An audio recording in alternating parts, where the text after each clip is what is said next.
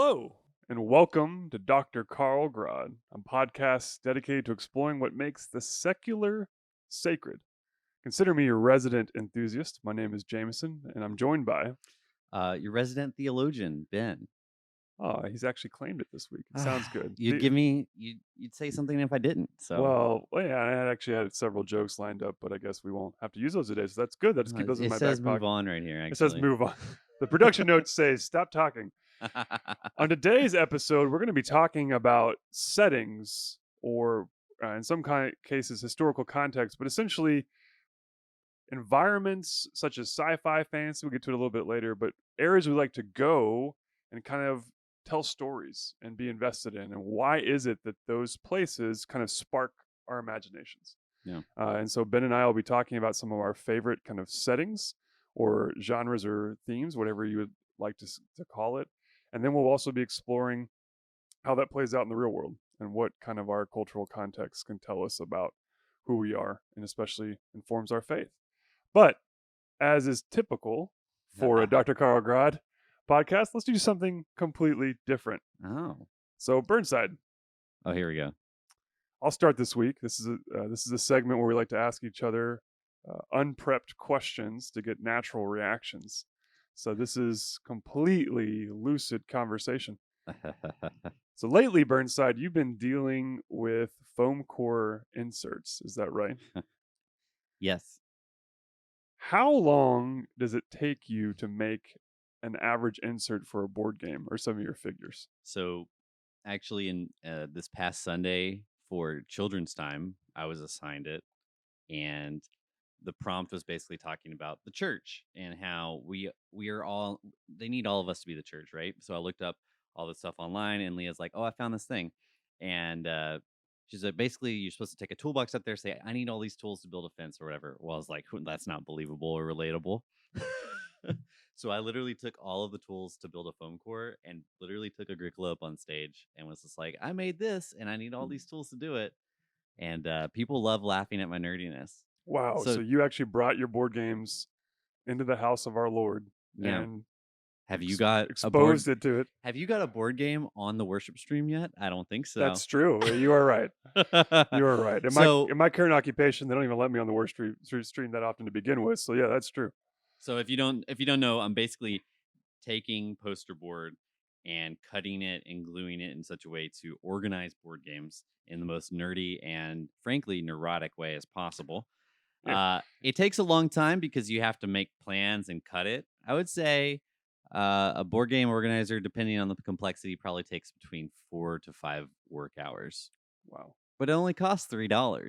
So So that's 4 to 5 BBs or Ben Burnside hours. So that's good. yes, and I take way too long to do things. So It's okay. It's because you're meticulous and or capital and neurotic, I think is what you brought up earlier. Awesome. Well, thanks for informing us. of course. So my question to you is more imaginative. But if you have to live, I like have to better. If you have to live in a different era, which one would it be? Preferably one that still has penicillin. That's a great question. I've been a little obsessed with this lately because some of the games I've been playing, but I would have to probably go with Brussels and Art Nouveau. I think it'd be really cool to be there. Was that like 1880, 1870 through the end of the late 1800s? 19th century. Yeah. Yeah, that would be a really fun, neat time of kind of expressive art, different kinds of architecture. The climate would be nice. Yeah. I like to think I could put up with the amount of fish they're probably going to eat. But the point is, Brussels. Preferably someone like moderately wealthy. Sure, sure. I feel like as a giant looking Scandinavian person, I'm already set for success in that department. But you never know what's going on in You Brussels. probably have the anti-plague genes. That's true. Yeah, so late 1800s would be great. Yeah, I just always think that would be kind of the days of top hats and glass domes and Yeah. who knows what else. That would be kind of a fun era to That's be in. not even an answer I would even thought of. So I like these. You like these questions? I like the questions. I do. So are you complimenting yourself on your own question? No, I'm just saying this little thing. Okay, that's fair enough. We need like I'm sure they have them like a box of cards with questions, Oh, they conversation do. questions. Yeah. You want to? They mostly have those for relationship rebuilding. So you want me to get like a marital Okay. self help kit for us so we can pull them out and ask each other questions? People already make comparisons. Let's not Fair add enough. to that. Fair enough. So we'll have our box of touchy feely thoughts for the next podcast. But as we shift in kind of the main focus, I just want to reiterate today's episode is going to be talking a lot about settings, uh, and specifically settings that are kind of catalysts or sparks to our own imaginations, or places that we kind of like to take a while and hear a story or Yeah, kind of be. Um, and so, Burnside, this was very much kind of a passion project of yours that you wanted to talk about. So I'll let you sure. field maybe some opening remarks to kind of set the tone for what we're going to talk about. Okay, yeah. So in the nerdy world, things are often set in a fantasy world with orcs and goblins and rare mythical weapons, or in sci-fi kind of area. And we know that that exists because it's fun. I like watching big explosions. I like watching medieval battles. But I wanted to ask the question of, why does that matter? Why have people done this for so long? And what kind of imaginative possibilities does it open by setting a story, whether we're talking about a video game, we're talking about a board game, we're talking about a movie, a book, whatever. Why do you set it in a certain area, and what does that open up? So why is it relevant that this particular novel I love is set in the far distant future versus the past versus whatever? And I think it's because you get to place characters in completely different settings in which new possibilities are open, where you can ask yourself, whether explicitly or implicitly, what would I do in that situation? You know, if what would it be like if I lived in a world without electricity? How would that affect the way I exist? Or if I lived in a future world where I was basically plugged into the internet in far more deeper ways than I was. So it brings up like ethical questions, in the same sense that if you're watching a completely normal movie set in current reality, it's usually based around people in very extreme positions, whether they're like an expert crime hunter or something. It just allows us to have an imagination to place ourselves in a different position and ask ourselves ethical questions about how would we respond and what possibilities does that open. Is that, I don't know if that's specific enough to get what I'm saying, No, that's but good. What I'm hearing in there, and there's a maybe a word to summarize that, is it's about immersion. Like, can yes, you immerse yourself? That's why sometimes I have often thought of settings also as themes, because yeah, or as is germane to the month that we're in now, is Halloween costumes. Can you put something on to be someone else for a little while, to kind of take the yeah, proverbial, stroll in their shoes? Because right, it helps you to think differently, engage differently, consider their vantage point in the ways in which they would solve problems kind of from a different perspective. And I think a lot of us enjoy that kind of make believe, because it helps us feel creative, and I don't know, it helps to spark something in us. I think that we all want to dream and almost have, I was going to say fantasies. I think that's still the word I want, but my point is, like, there's something about the imagination that's powerful and compelling. And sometimes, the to steal a line from the Dark Knight, sometimes if we feel like the truth isn't good enough, so we have to come up with kind of our own world where yeah. where we really wanted to have had happen actually happens. I, So I I guess I'm saying that I think there's significance to setting beyond just escapism. okay, that's You know fair. what I mean? That's fair. That's So fair. I think there is a way in which we transport, and I agree with you. But I'm trying to make the kind of suggestion that it's more than just getting away from their circumstances. It allows us to move ahead in our own self journey by experiencing those Okay, decisions. so you're almost talking about it as, some kind of intellectual or spiritual practice. Like, it is the practice of engaging in different worldviews or settings allows us to actually grow in our own wisdom or knowledge or a capability, because we are literally thinking outside the box. Yes. Gotcha. That makes a lot of sense. Yeah. Yeah. I just couldn't articulate it before. No, you're fine. And of course I went with it for the Halloween candy explanation, because it is October. It is So October. Awesome. So I think what we wanted to start with as we continue through the podcast here is to talk about some of our, maybe it's fair to say, more formative settings, or more interesting, our preferred, Yeah. our favorites, however you want to describe that.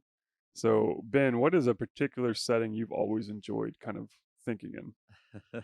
So I chose a very specific example, but just to generally set it up, um, for me, it's always been science fiction because science fiction allows this kind of futuristic setting of questioning in many ways. So I've lots of examples. So I'll just choose one. So in the world of Star Trek, the reason I like it is probably the reason a lot of people don't like it is because Star Trek's really about having a lot of conversations and sitting around in rooms.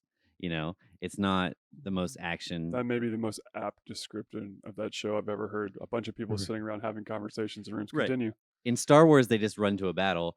In Star Trek, the captain pulls them into the room and says, "Is it ethical to engage in battle with these people?" And then everyone offers their opinion, and he makes a decision, and then pretty much the episode's over by that point. Right. So, but it's set in a future where um, humanity has progressed to the point of peace, at least among humans. There's no currency. What's a world without currency? I don't know. They have the Prime Directive where they're not allowed to interact with other cultures or to affect them in significant ways. So there's all these ethical quandaries of if you find this new civilization and they don't believe in medical practices to save lives, are you allowed to intervene to save lives? This is kind of, and that makes us ask questions of how do we interact with other cultures different than our own, As you already say, but in Star Trek they called it the Prime Directive, right? Prime Directive. Yeah. Is that not what I said? No, I don't can't know. remember. That was fun. I was so entranced by the thought of a bunch of people sitting around in loungers with Klingon makeup that I just had a hard time So, focusing. so rather than paint for you a picture of the entire Star Trek universe, I'm going to choose one specific episode. Okay. Wow, we are going nerdy today. Yeah. Please lay it on us, thick and Star Trekky. Sure. So this comes from Deep Space Nine, Nice. which is my favorite. At least you picked a good one of the series. I gotcha. Uh, I have many opinions on that, many Sure.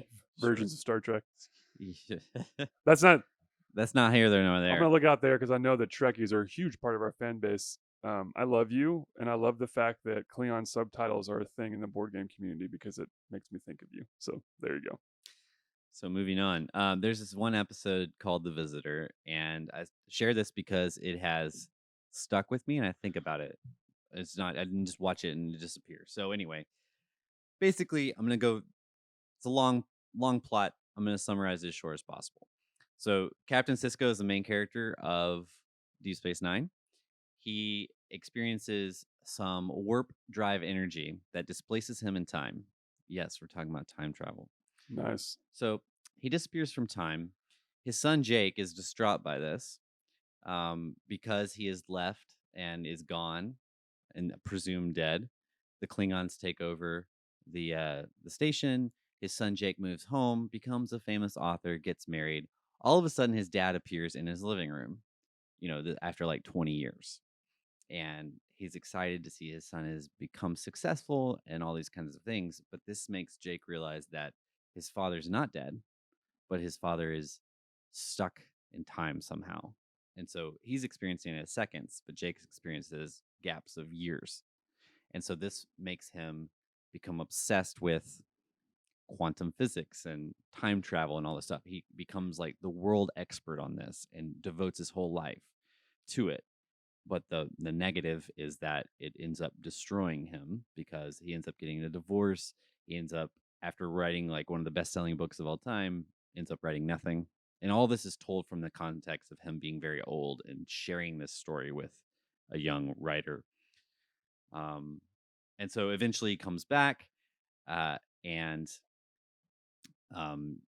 Cisco is very upset because his son has wandered from his fruitful path and has become obsessed with trying to bring him back, which is not what he wanted as a father.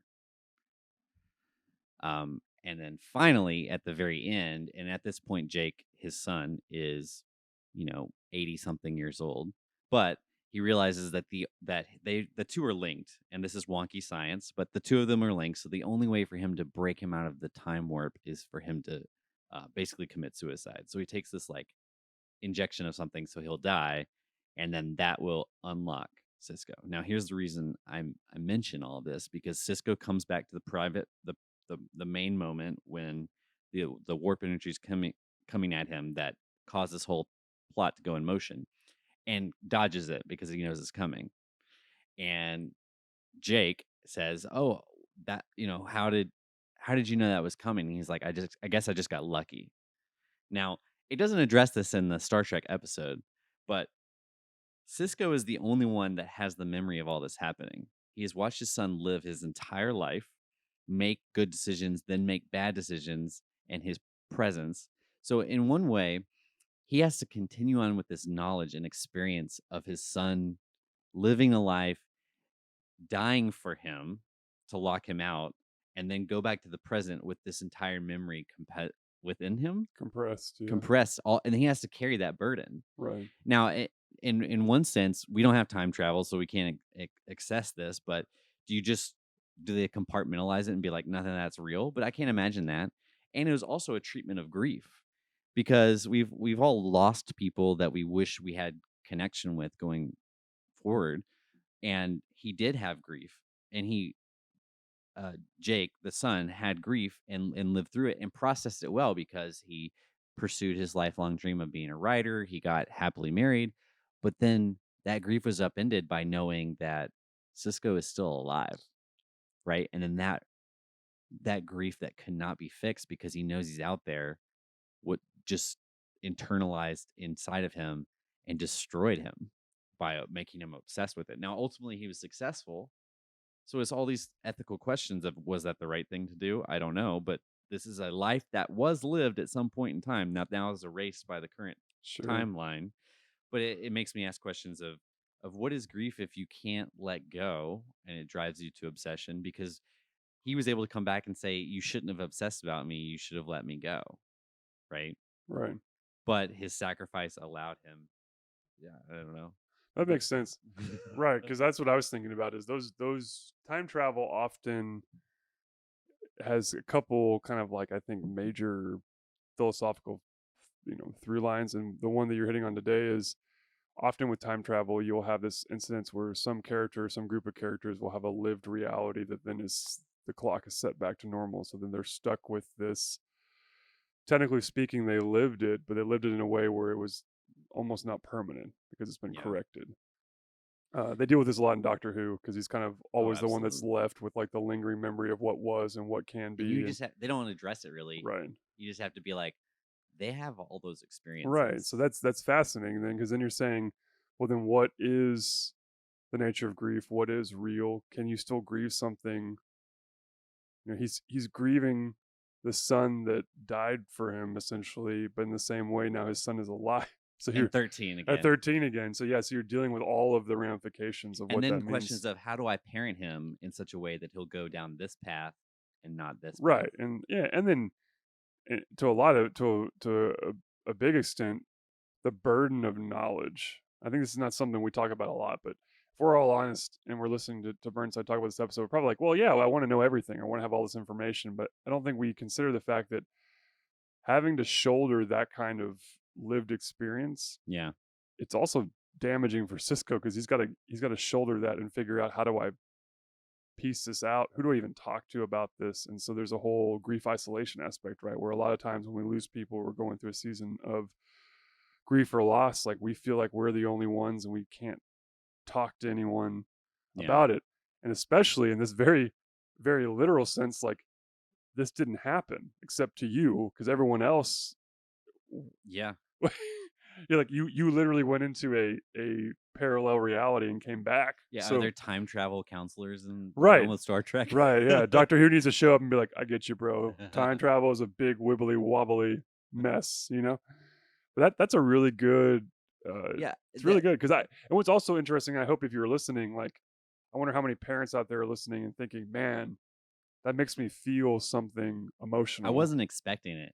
And Right. like, I was like, oh, another time travel episode, whatever. Because usually they resolve themselves just to be fun. But this one just hit me right in the feels, Right. which doesn't happen often. Right. So Yeah, he's a cold, unfeeling individual.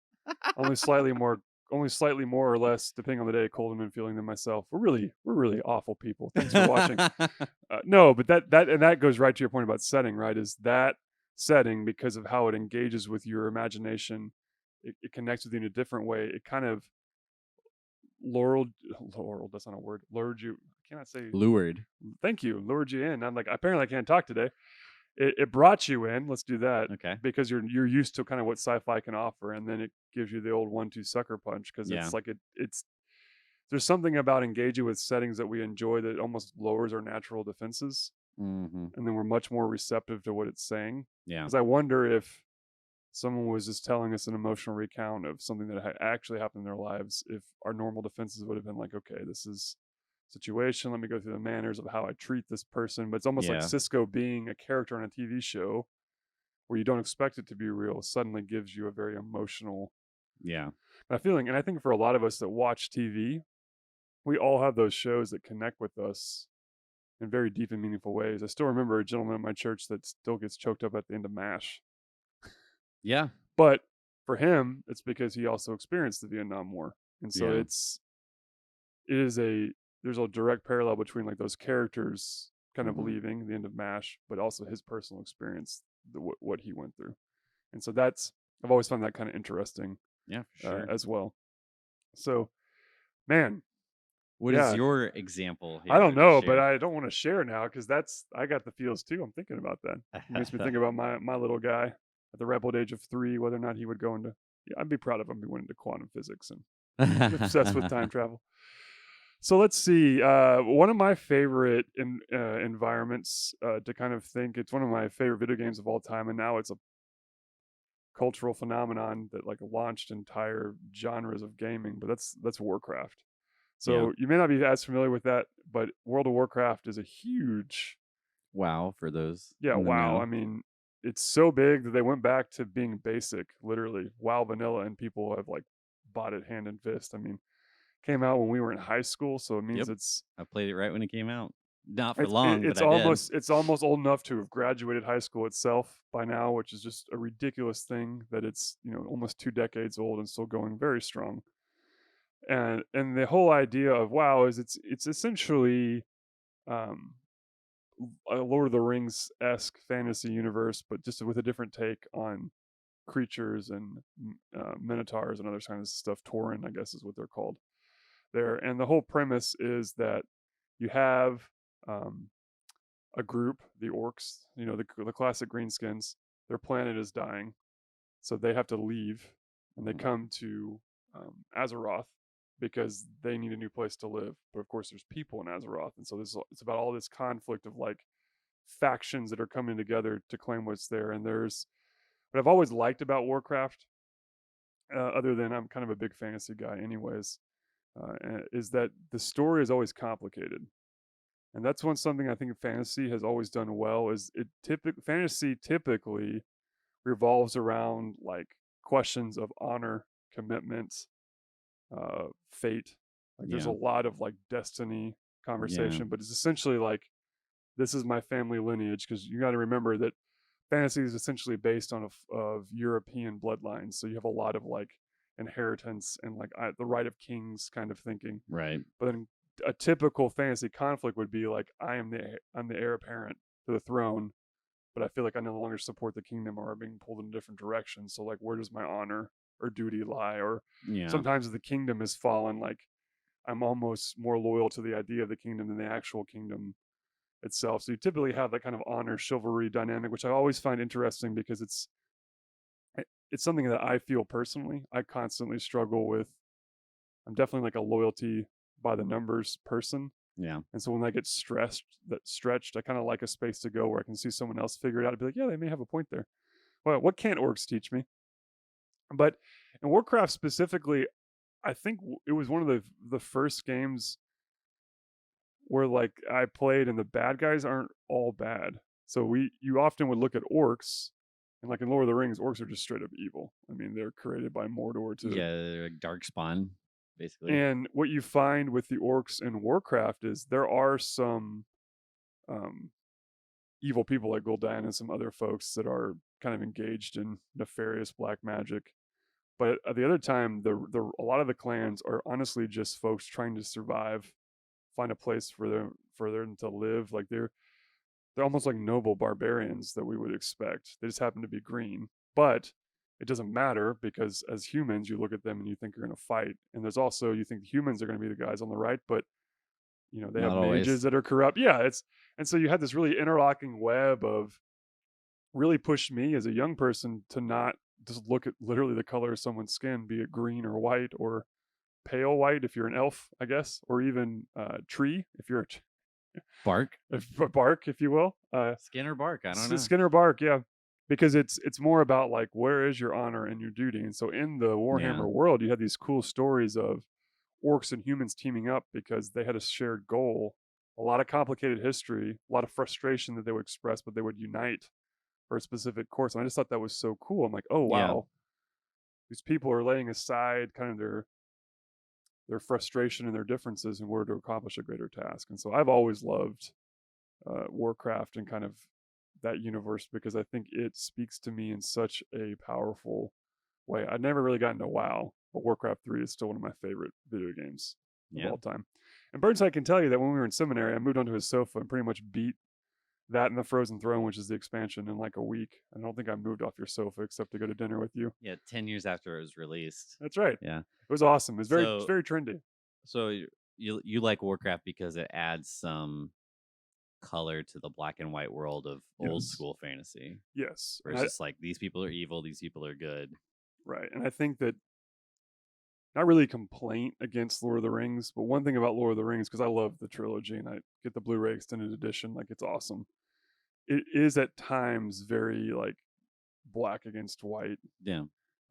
good against bad. And I think Warcraft does a better job of really muddying the waters. Yeah. Well, I mean, we could talk about Lord of the Rings too, but he did that intentionally to mirror the dualism No, I know. from biblical narratives. But anyway, doesn't matter. No, I agree. No, but and that's where that's what I want to say. It's not. I want to be clear. I'm not knocking Lord of the Rings. No, I know. I'm But saying yeah, it has a different purpose, right? Like absolutely. to your exact point, is he literally? I mean, the Silmarillion and all that stuff is literally to take biblical concepts and weave them into a fantasy Yeah, epic. because So I it's get that. ridiculous to think that there's a town full of people where they're all just evil, doing evil stuff all day long. But Right. that's Lord of the Rings. They're Right. evil towns and good. Yeah. Right. Yeah, Yeah, so evil nations and good nations, and C.S. Lewis to some extent almost bridges this, but he has there are bad kingdoms and good kingdoms because yeah, it that in itself, and again, as I feel like I'm overcompensating now, but that is a storytelling dynamic. I think it's powerful. Just for yeah. me, I wasn't knocking it in any right? way. But I think for me, I was used to that, and what Warcraft put forward was a much more convoluted. Yeah, definitely. Like you could like in some of the campaigns, you would have parties that were made up of all factions, and you're like, what is going on here? Why are even the end of Warcraft 3 is all of the typically warring factions coming together to fight the big bad. Yeah. And you're just like, what? Why would you ever do that? It's like, well, it's because it's what you do. So one of the things when it comes to speculative looking forward is kind of talking about using fiction and science fiction to think about theology, which is something that there's a lot of relation between science and theology. We don't have to go all into that, maybe on a future podcast, but C.S. Lewis is a good example. Tolkien's a good example of using fiction and Christian themes to kind of pull out theological ideas. But one of the things I found interesting was asking questions of science fiction and their impact on, with just let's just use the standard science fiction plot of aliens arriving and us dealing with them. The day the earth stood still. Yeah, so in the movies, it's all like, how's the government respond? Are they wanting to kill us? How more advanced are they? Can we make peace with them? What do they want? And usually it goes one of different ways. And since we're pastors and we talk about religion all the time, I don't really think about those questions. I think about what impact would that have upon my faith, right? And so, okay, if they're aliens, and this is just a thought exercise to make us think, what is it that we believe, right? So, if aliens appeared in the sky, what impact would that have upon our understanding of the image of God, right? I mean, there's no arguing that the Bible is a very quote unquote Earth specific book, right? Right. To the point where some people have said that, oh, the Earth is in the center of the universe, or the that aliens can exist based upon the Bible, right? I mean, people have made those arguments. But so if they did exist, how would that affect our understanding of the image of God? Have they heard of Christianity, Christ? Have they not? Do they have a similar version that's like compatible weirdly? I don't know what those answers are, but it makes me think, oh, well, what would it mean if there was a group of people who have never heard this? And what would that mean for God's creation if he created these other group of people? Are we supposed to tell them? You know what I'm saying? Like, Right. and I feel like Futurama has answered this very well with Space Pope, but keep going. um yeah, so it makes you ask questions. So in the history of the church, the way that we came to believe certain things was often not through us just figuring it out, but for someone else getting it really wrong. Sure. And we heard something that they said, speaking as the church over thousands of years, we heard something that we said, well, that's wrong. Like people saying, oh, well, Jesus wasn't really God. He's like some sort of weird secondary God. And we're like, well, that's wrong. So what is it that we believe? And I think looking at the faith through the lens of fantasy, for example, or the lens of um, fairy tales, or the lens of science fiction, can help us at least make steps towards thinking about what we believe in a slightly different context. Because all this kind of stuff, will someone coming, will aliens coming out of the sky negate our faith? No, probably not. But it will make us think about it very differently. Yeah, I agree. So you're saying that it allows you to kind of engage with questions that are not around yet, or perhaps are outside the scope of like your current time or Yeah, reality. Because none of us are sitting around thinking there's an impending reality that aliens will show up in UFOs. However, it's we just know a that fun thought experiment. we know what's interesting though is that anytime scientists discover some of the elements that would be required for life somewhere in the galaxy, it's a huge news story. Why? Because there's some part of us that are fascinated by the idea that life exists beyond Earth. And it seems very likely that in some way, depending on how you define life, there is life beyond Earth. But, I like your question. What would that mean for God's work here and now on Earth and in Earth 2 or Earth Prime or whatever we're going to call it? Oh, here we go. Yeah, Right. yeah, yeah. I don't want to fault Or you. if there's a multiverse, like Sure. you can keep asking questions for forever. Right. And what we also want to say is we find these to be fun conversations. We're not actually here to try to give you definitive answers to Oh, any of no, this. no. Right. But sometimes this is where I think people can get a little freaked out, because if you go too far down the rabbit hole, we talked about this in a previous podcast. We don't want you to just be like, well, then it's all relative and it's really just what you think. And because it can kind of devolve. Right. But we are saying that, yeah, sometimes it's good to think outside the box. And I will say, plenty of people of faith, kind of like I joked once, like they don't ask you what faith you are before you went and saw The Last Jedi. That I think a lot of us, even if we are spiritual, we enjoy these kind of environments because we want to ask interesting questions that we haven't thought about before. Yeah. So that's a really good point and good thing to bring up. So I guess then, since we've tackled the far-reaching realms of Azeroth and Deep Space Nine, which I'm sure for all of us, that's why you signed on today, is you wanted to hear us ramble on about that. What does it mean then for us to practice maybe what we already know? If I watch a Lord of the Rings movie, for instance, which, like I said, I love the Blu-ray trilogy. It's one of the few times I'm like, get the extended cuts because they make it Really even long. exceptional. One of the Oh, best. sorry. No, it is really long, but still one of the best soundtracks ever. I mean, it's a masterpiece. It really is a masterpiece in my opinion. But what about that do I then take maybe back to the Bible, for instance? Because Yeah. we talk about this a lot. For those that you may be more comfortable in the life of the church, that in a lot of sermons or messages or Bible studies, that cultural context, that setting is so important to understanding what people are thinking and going through. Because what is bad is if we show up in Deep Space Nine and try to apply our 2020 thinking onto advanced science fiction, or if I wound up in Azeroth with orcs and I was trying to explain to them the power of electricity, like that wouldn't make sense. But in the same way, when we think about historical context, and today we're just specifically talking about biblical context, we also got to Yeah. be careful that we allow ourselves to exist in their world Yeah. to understand how they're answering their questions and not bring our modern way of thinking and saying, well, clearly people 2,000 years ago thought exactly like us. So let's just tell them the conclusions they should draw. Yeah. So I think context in biblical stories allows us to understand what was so revelatory and shocking. I think it adds so much more. I'll give a small example. Jesus talking to the woman at the well. If you read that story and you know nothing about the historical context of the Bible, it's an impactful story. Jesus takes time to talk to this woman, basically ends up convincing her that he is the water, the light. He is the Messiah. He is the water that, you will drink and never be thirsty again, right? Right. And she kind of confesses that she's not that great of a person. But if you know a little bit about the historical context, you know about Samaritans, that the Jews and the Samaritans both were following the same God and read the same scripture, but had different opinions about where you should worship. Is it Jerusalem or is it somewhere else?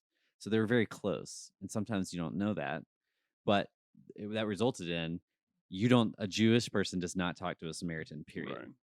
Also, customs of the day were that single men do not talk to single women. Right. In Scandalous. It's very very scandalous.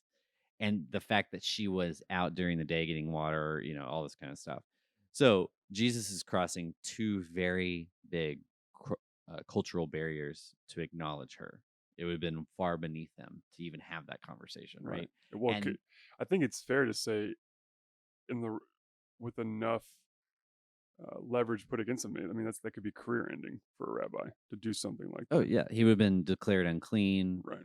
scandalous. I mean, ultimately that's what got him killed because he ate with sinners, But having that little bit of extra historical context, which is not explicit, but you can figure it out pretty quickly from the Bible, Mhm. just gives you a lens. And every story that we preach or that we investigate, we go, oh well, here's a little bit about the ancient world that can help us understand it.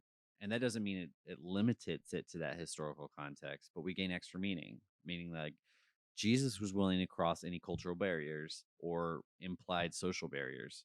Well, we have those today. It's not talking to women in public. Sure. We don't have Samaritans next to us in America. But what are our social barriers and would Jesus cross them? So I think context allows us to connect better in the present today in the same way that we've been talking about with nerdy things. Yes, and I think one thing that you hit on that is good for us to remember is when we tell stories, we're already assuming something about the context because we know them. So if I say an Aggie walks into a bar in Austin, Yeah. there's already something in that where well, Aggies and T-Sips, they kind of have this love-hate kind of friendly college rivalry. Like there's something to that story already. You are assuming something. 1,000 years from now, if for someone to read that story and says an Aggie walks into They'll need a a footnote like bar, our Bibles. yeah, and in Austin, they're like, "What's that?" You'd either glance over that wouldn't matter. And so that's one thing we need to be careful of whenever we read really any historical document, especially the Bible, is you really want to make sure you understand what the hearer of that story would have known is obvious, because Right. we are not them, and we were going to miss especially the cultural sensitivities. I mean, it's even different from 40 years ago.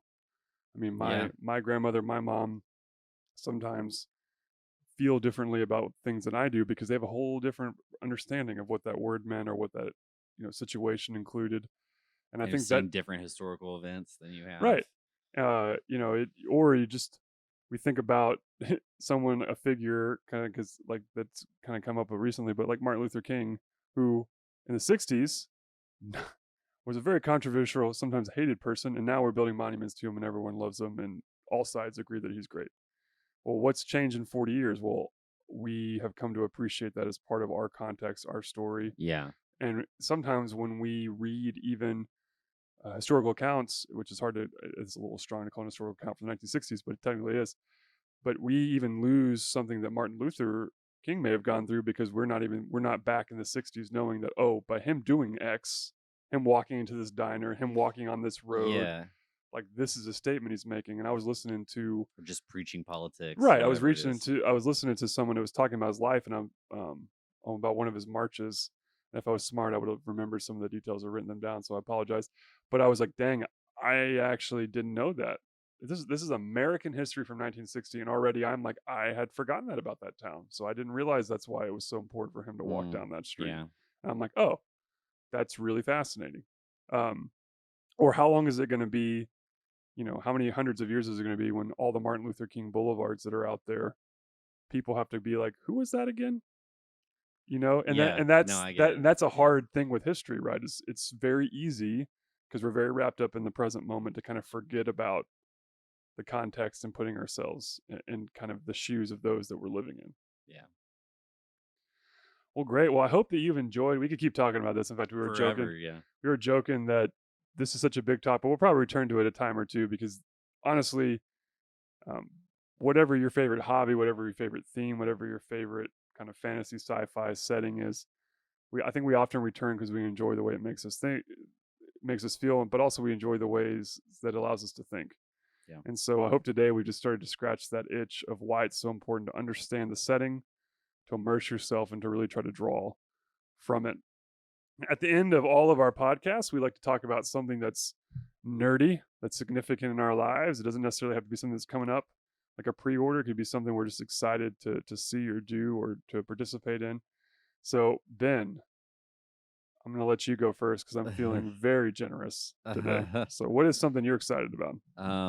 I recently finished watching The Last Airbender. This is the original, Yes, not the Legend of animated. Korra. Yeah. Korra, if I could talk. Well, I finished watching The Last Airbender and I've started watching The Legend of Korra. Gotcha. They're both shows I did not watch in their original runs. And I've watched them now that they're on Netflix. And I've always heard they were good, but I'm always like, it's a kid show, isn't it? They're really good. Yeah. They're really good. And I thought Legend of Korra at first, I was like, I don't know, it's kind of more of the same, but it's even better. Right. If you're at all interested in watching a very well uh, paced, very good fantasy kind of show, you can't go wrong with Last Airbender. As long as you don't mind a little silliness because it is intended for children, but it's just written so well. Awesome. Well, yeah, Last Airbender is good. I will definitely say I like Legend of Korra more. I don't know what it was. Maybe it seems to be tighter. It's shorter. Sometimes the longer shows kind of lose me through parts of it because it just keeps going. You're really good with long form anime though. Like you've watched One Piece and other stuff where after a couple hundred episodes, I'm like, I mean, I think Korra is longer. I is it don't know. longer? I thought They're Last like Airbender was longer. I think they're pretty similar. Anyway, The point is that I look like an idiot because this is on recording. So one thing I want to give a shout out to is I've gotten really into board game trading recently, and I've been trying to convert Burnside. tell me But more. but there's a company called Board Game Co, which I highly recommend. But if you have board games you like to trade in, he will do bulk trades with you. And so you just log up your BGG profile. You have to put things that like are for trade or you want for trade.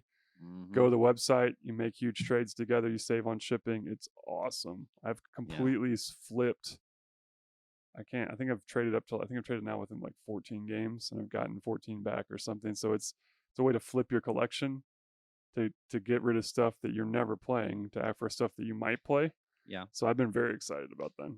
So that sounds very interesting, but I like to imagine that you're in front of your house with a table. You have a sign that says Jameson's Board Game Bazaar, and you're just waiting.